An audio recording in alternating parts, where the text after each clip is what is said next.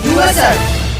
Mas pinalakas ang supply ng mga aklat at sanggunian sa University of Southern Mindanao matapos isagawa ang 2026 Book Fair and Exhibit nitong Marso 2 hanggang 4 sa Kundo EPAM Learning Resource Center ng USM.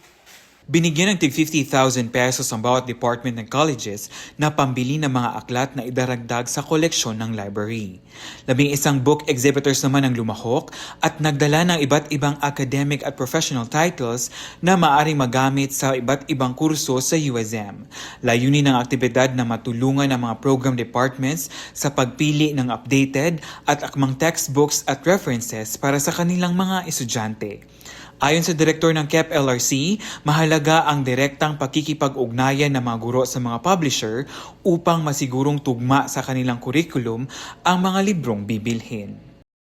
The book fair and exhibit that we had in our university is very important because it provides our students, faculty, administrators, and other researchers a quality and relevant updated resources. So this is a live selection of references for the curriculum taught and then for the program offered in the university.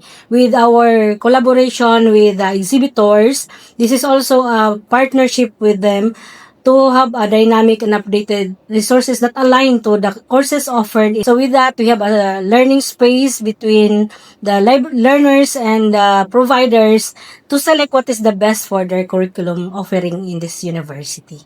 Samantala, ayon kay Dr. Llorency Tandog, ang Vice President for Academic Affairs ng USM, mas nagiging maingat at masusi ang kanilang pagpili dahil personal nilang nakikita at nasusuri ang mga libro. Yung book fair kasi natin ngayon allows our faculty to have a live selection of the books.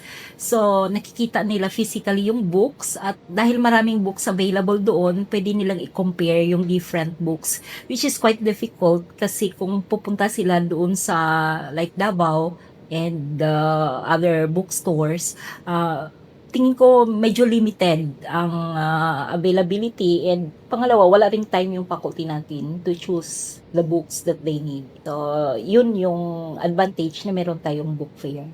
Para naman sa isang book exhibitor, mahalaga ang ganitong pagkakataon upang maipakilala ang pinakabagong academic publication sa mga universidad.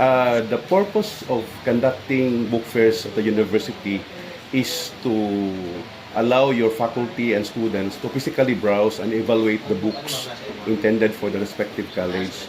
And for us as book dealers, it is our commitment to serve the university in order to maintain the high academic standards. Sa loob ng 3 araw, nagsilbing tulay ang book fair sa pagitan ng mga publisher at ng academic community ng USM.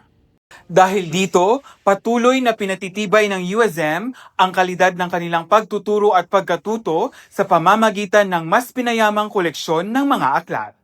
Para sa Balitang USM, ako si Loynay Sumalinog.